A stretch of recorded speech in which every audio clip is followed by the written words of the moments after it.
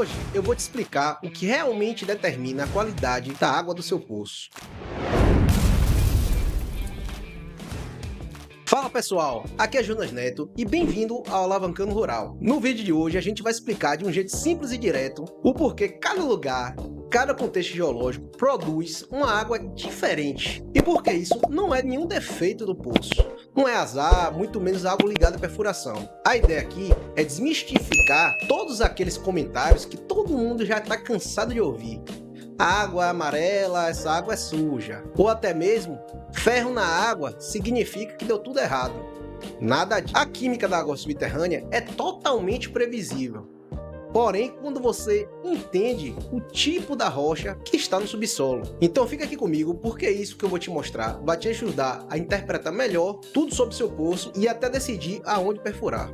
A água subterrânea não cria química do nada. Ela adquire suas características ao circular pelos ambientes geológicos. Cada tipo de rocha ela é formada por diferentes minerais e cada um deles reage diferente, imprimindo assim a sua assinatura na água. Em aquíferos sedimentares, principalmente aqueles compostos por arenitos, a tendência é termos água pouco mineralizada, porque são rochas com pouco material solúvel, então a água circula limpa, leve, com baixa dureza e geralmente sem grandes concentrações de ferro ou manganês. Nos aquíferos cársticos, formados por calcários e dolomitos, o comportamento é outro.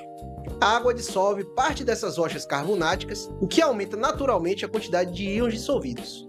Resultado, águas bicarbonatadas mais duras, mais alcalinas, algo totalmente esperado e natural desses terrenos. Já nos aquíferos fissurais, a química depende totalmente da rocha matriz. Quartzitos geram águas extremamente puras, quase sem sais. Metasedimentos podem liberar pequenas quantidades de sílica, alumínio e traços metálicos. Granitóides e gnáisses oferecem minerais que enriquecem a água com ferro, manganês, cálcio, magnésio. Basaltos, ricos em minerais ferromagnesianos, podem elevar ainda mais as concentrações de ferro, magnésio e outros elementos. Nesse tipo de aquífero, a água ganha identidade muito próxima da rocha. Não existe uma única regra, existe o comportamento químico do material que está ali no subsolo. Em resumo, a química da água subterrânea reflete exatamente a geologia do aquífero, e entender isso é o primeiro passo para interpretar um poço de forma correta e evitar conclusões erradas. Agora que você já entendeu que a química da água nasce na rocha, vamos olhar para alguns casos reais que confundem muita gente. Situações em que o pessoal acha que teve contaminação, que o poço deu errado, que teve alguma coisa estranha,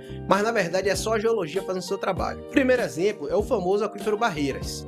Em vários lugares, a água sai com uma quantidade de ferro bem elevada, deixando a caixa d'água amarela ou formando lodo. A reação imediata do pessoal é: opa, tem sujeira no poço. Só que não é sujeira, são crostas ferruginosas naturais desse contexto geológico. O aquífero Barreiras é cheio dessas formações ricas em óxidos de ferro e quando a água circula por elas, ela simplesmente pega essa assinatura. É geologia pura. Segundo exemplo é a mineração. Esse é o campeão de mal entendido. Tem lugar onde realmente houve contaminação, como o caso clássico de Buquira, na Bahia, onde rejeitos de chumbo e zinco foram jogados no lixão e acabaram infiltrando no aquífero da cidade. Mas na maioria das vezes, o pessoal confunde a presença natural de um elemento químico com contaminação. Por exemplo, Caetité tem uma mineração de urânio, porque ali naturalmente já existia uma anomalia natural de urânio, que inclusive ocorreu muitas doenças, como câncer. Então é óbvio que águas subterrâneas dessa região podem aparecer teores muito altos desse elemento. Não por causa da mina, mas porque o aquífero já nasce assim. Mas vamos ver mais alguns exemplos que mostram como a água só reflete o que está embaixo dos nossos pés. Um terceiro caso é o flúor natural do aquífero Guarani, que fica lá entre o Mato Grosso do Sul, oeste de São Paulo, pega um pouco Minas Gerais. Tem gente que acha que é sujeira urbana, indústria ou produto químico, mas não é. É a dissolução natural de minerais fluoretados, dos arenitos, e das camadas vulcânicas da formação Serra Geral. Ou seja, o flúor já está ali há milhões de anos. Um outro caso é o arsênio natural do Vale de Jequitinhonha e do Nordeste do Pará. Quando aparece arsênio na água, muita gente corre para falar de vazamento da mineração. Mas tem vários poços rurais, longe de qualquer atividade humana, que já nascem com arsênio alto. O porquê? Porque são rochas metavulcânicas e veios hidrotermais dessa região que têm minerais como arsenopirita que se alteram e liberam arsênio de forma natural. Normalmente a população da região consome a água desses aquíferos, o que pode levar a problemas de saúde, como eu comentei no caso de Caeté. Um outro exemplo foi que eu presenciei. Na cidade de Parauapebas, as pessoas evitavam comer alimentos ricos em ferro, porque elas já consumiam muita água, já rica em ferro, que era proveniente de uma formação ferrífera do próprio município. Percebe o padrão? Antes de culpar o poço, o perfurador ou alguma atividade humana, a gente precisa olhar para o aquífero, porque na maioria das vezes o que parece problema é só a natureza sendo natureza. Depois de ver esses exemplos, dá para perceber que a água subterrânea tem muito mais a ver com a geologia do que qualquer outra coisa. Mas tem um ponto muito importante: nem tudo que parece um problema é problema. E nem tudo que parece normal é normal. Vamos separar essas coisas com clareza. Primeiro, ferro, manganês, dureza, coloração, isso tudo pode ser totalmente natural. Aqui entra o que a gente comentou antes: formação barreira com alto ferro, aquífero cástico com a dureza lá em cima, aquíferos em basaltos com manganês bombando. Nada disso significa poço mal perfurado, bomba estragada ou produto químico. Significa apenas que o aquífero tem essa característica. Agora vamos para outro lado, que realmente é problema. O problema é quando a água apresenta características que não fazem sentido geológico naquele aquífero, ou quando existe alguma fonte externa comprovada. Por exemplo, nitrato alto em áreas rurais é sinal sim de atividade humana, geralmente esterco, fossas, manejo ruim do solo.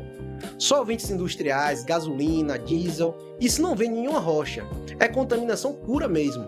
Metais pesados fora do padrão geológico também acendem alerta, como chumbo em áreas urbanas sem histórico mineral. E isso me faz lembrar também um estudo que eu fiz, onde tinha uma contaminação nesse aterro de alto chumbo, que quando eu fui fazer o estudo, o chumbo vinha da tinta da tubulação do poço, e não da parte geológica. E aqui que entra algo que pouca gente entende. O poço ele não cria contaminação, ele só revela. Se o aquífero está limpo, a água sai limpa. Se o aquífero está contaminado, o poço só mostra o que aconteceu lá embaixo. Agora aqui vem um ponto que muda totalmente o jogo. Se a água do poço reflete o aquífero, e cada aquífero tem sua química natural, como é que você sabe o que está entrando na sua casa, na sua irrigação ou no seu rebanho? Não é chutando, não é olhando pela cor, não é pelo gosto da água. A única maneira correta é fazer a coleta e análise físico-química durante a perfuração. E você já viu falar disso daquele vídeo como escolher uma empresa séria de perfuração aqui no canal. E por que essa análise é tão importante? Porque é nela que você descobre a composição real da água logo na sua captação inicial. Ferro, manganês, dureza, pH, sólidos, bicarbonatos, sulfatos, sulfetos, tudo aparece ali. E quando você tem esse diagnóstico, duas coisas acontecem. Primeiro, você entende se aquilo é característica natural do aquífero ou se tem algum comportamento fora do padrão. Segundo, você já sabe que pode ser tratado, antes mesmo do poço entrar em operação. E é aqui onde muita gente perde dinheiro. Sem análise, o produtor toma decisões no escuro. Compra filtro errado, troca bomba sem necessidade, culpa o perfurador, culpa o poço, culpa até o terreno, quando na verdade o problema é só a falta de informação. Com análise físico-química você realmente sabe se a água precisa de tratamento simples, se precisa de correção específica, ou se ela já está excelente e você nem sabia. E quando o tratamento é possível, ele costuma ser mais barato do que lidar com problemas depois. A química da água subterrânea não é mistério, não é sorte, não é bom nem ruim. Ela é simplesmente coerente com a rocha cristalina no subsolo.